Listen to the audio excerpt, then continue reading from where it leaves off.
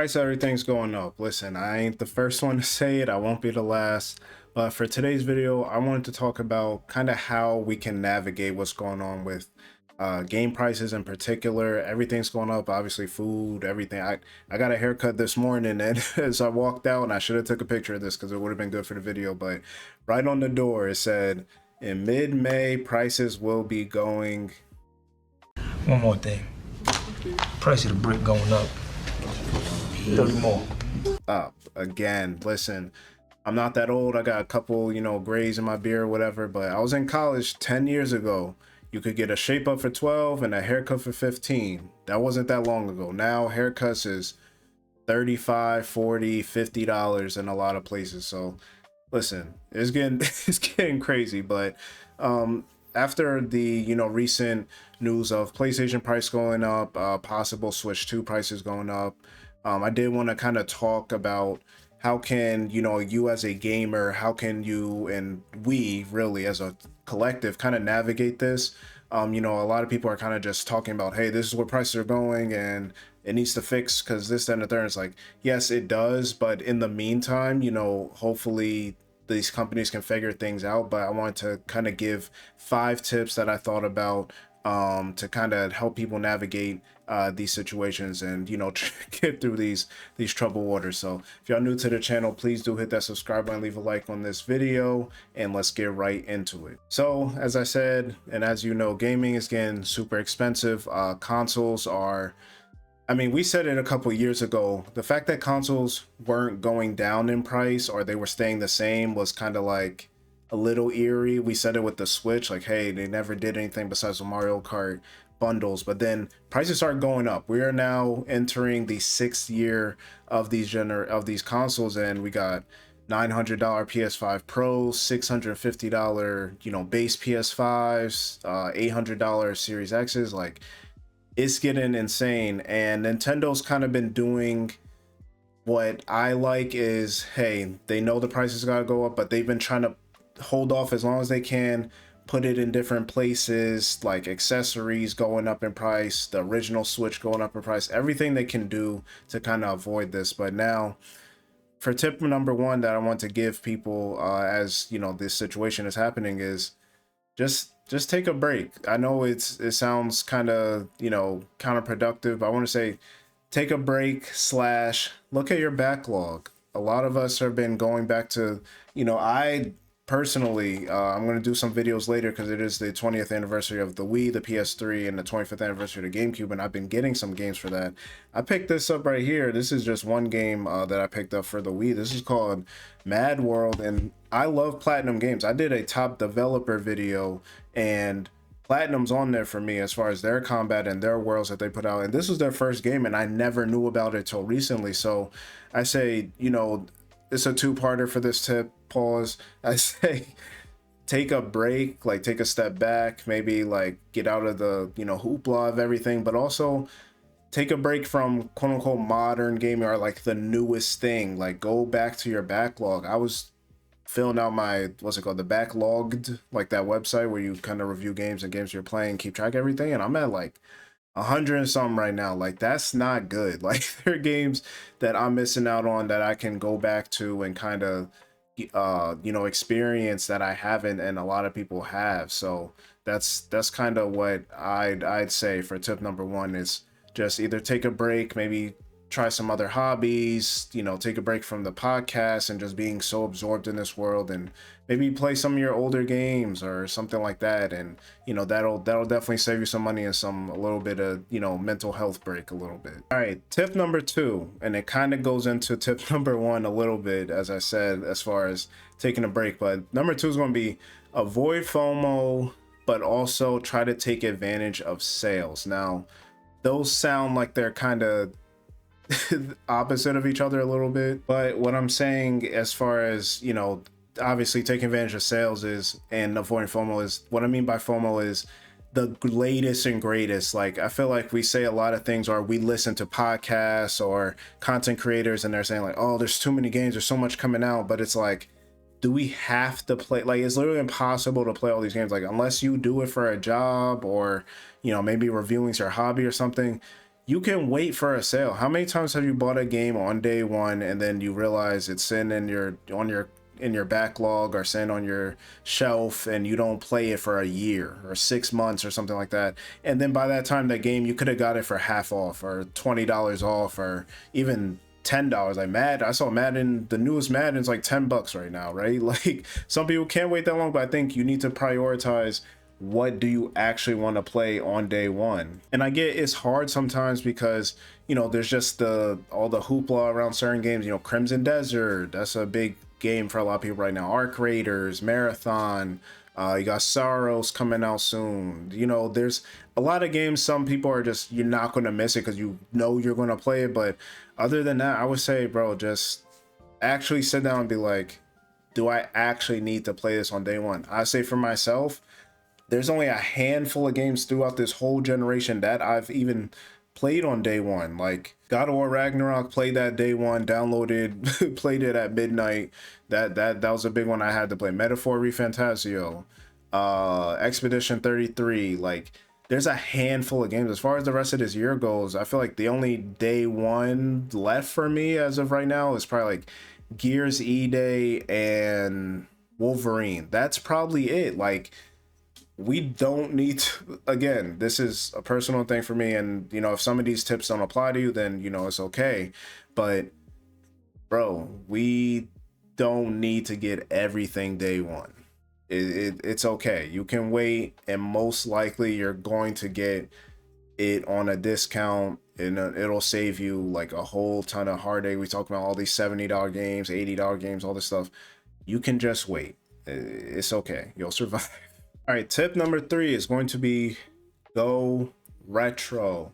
Now, this obviously has a caveat to it, like a lot of things. I mentioned how I just got a PS3 for the first time. I'm getting games for GameCube and the Wii and things like that.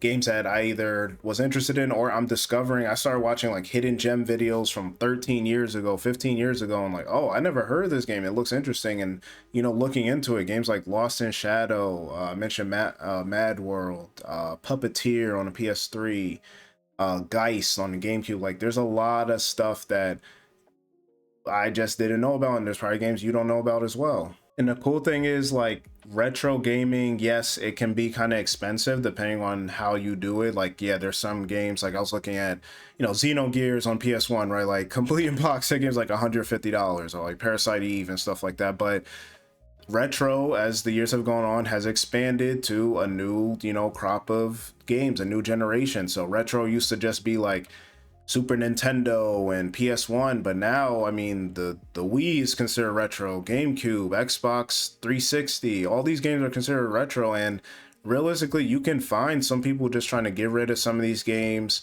You can even play them on modern consoles. So, you know, again, going back to the FOMO thing, not looking at just the most recent thing, just looking up some older games that might be available modern wise, or maybe on Steam or something like that. Like, there's a lot of older games that you can either get, you know, for a relatively cheap price or emulate them. Even like I have the modded 3DS that has a lot of games. You can get modded Wii's that have a bunch of Wii games, GameCube games, N64 games, a whole bunch of stuff. There's a lot more options out there. And like, I think that's kind of a theme in this video, is stop kind of like sandboxing or sandbagging and kind of putting in a box. Like, gaming doesn't mean, hey, I just want to play whatever the latest and greatest is.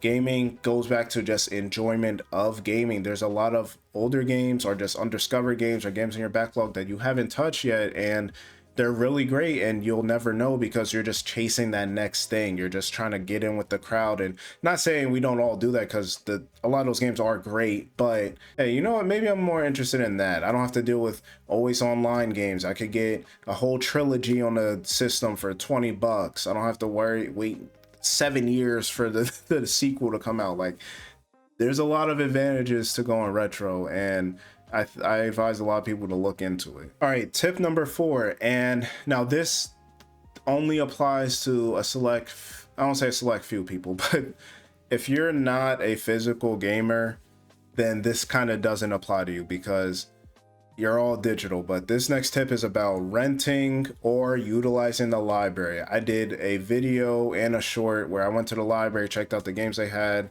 I got a bunch of games put on my save for later. I got like 50 games that I'm waiting for the library that you can check out.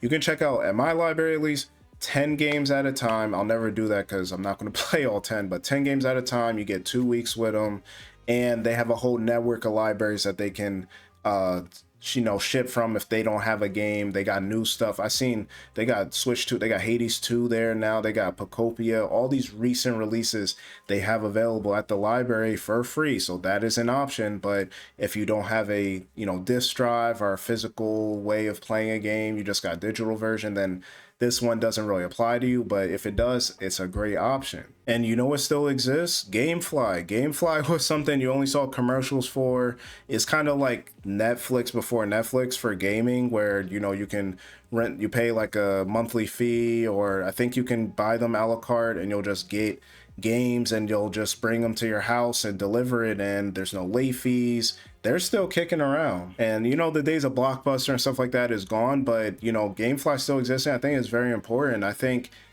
being able to try out games, even when they used to have demo discs and stuff like that, just so you could try out a game before you actually commit to buying it, like those days, man, I'm telling you, there's a lot of games I end up buying, and I think you can buy them at a discount after you rent them. So that I discovered some of my favorite N64 games. I discovered through Blockbuster. Rayman 2, one of my favorite games. Snowboard Kids 2, the original Super Smash Brothers.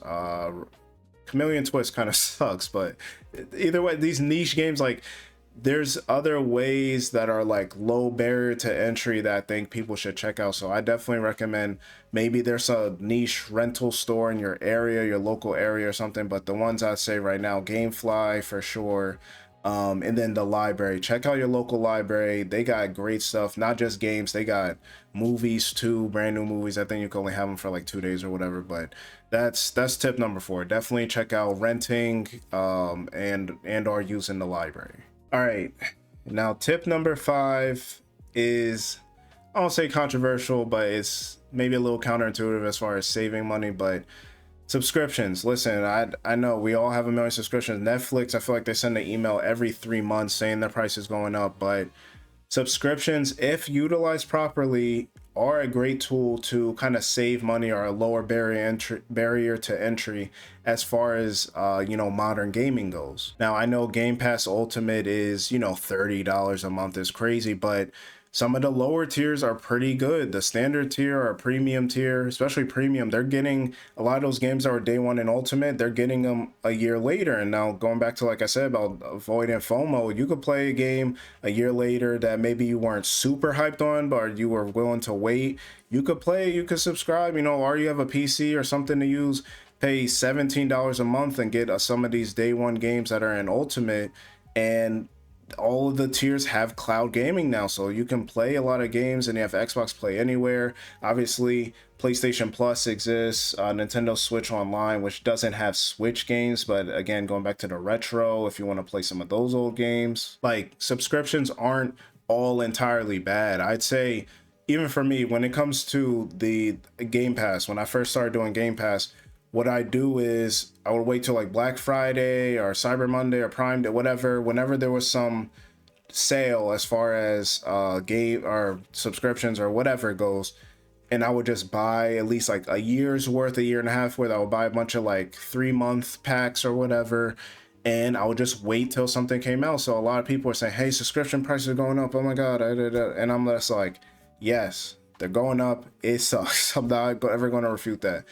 But I was very surprised to learn that there are people that had to cancel their subscription, meaning people were just letting that thing run every month like it's Netflix. And I'm like, bro, this is not Netflix. Netflix, you're going to watch TV way more often than you're probably going to play a game, most likely, or spend more time doing it, or running through, or you can have it played in the background, or if you're just hanging out with the family or something. Gaming is a very specific, like, you got to be in it. Like, it's very like immersive. You can't just be having it, you can't just have a game playing in the background. You have to play the game, right? It's different than TV. wait till there's something in there. Do your research ahead of time. Again, game is supposed to be fun. It's not supposed to be boring. When I'm talking about research and checking for sales and all this, yes, you do have to put in a little bit of work, but that's just how it is nowadays. None of the tips I'm giving are like a catch-all, like great, you know, silver bullet for everything, but they're just what I think are, you know, if you're willing to stick with the hobby and you're really trying to save some money and do things that are conducive for you, then these are, you know, the ways that you can do that. So I say, you know, as far as subscriptions go, definitely, you know, wait, see what's coming out, subscribe for a month, maybe wait a couple months till things have already been out so you can play through all those games at one time.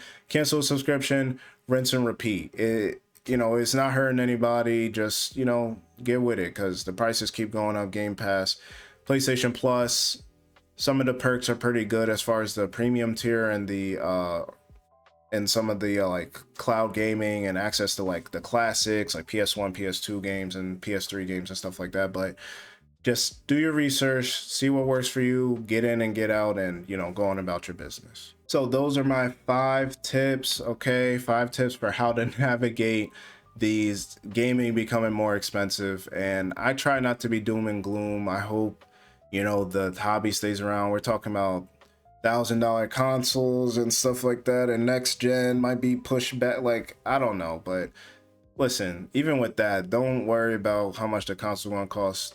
A lot of these games going to be cross-gen for the next 10 years or so. Like, nothing is going to come out that's going to be so advanced that they can't put it out on the other consoles. So that's just my advice to everybody. I hope you guys are, you know, still feeling somewhat positive about the game space. There's a lot of great going on, obviously a lot of crappy stuff going on, but in the world in general. But you know, I think if you go about it the right way, you do what works for you, then you'll find a lot of enjoyment out of it, as you have been for the last, you know, however long you've been gaming, whether it's been 5 years or 30 years, you're going to keep enjoying it. So those are my tips. Appreciate you guys for checking out this video. If you're new here, again, like I said, please do subscribe, check out all my other videos, leave a like on this, and I'll catch you in the next video.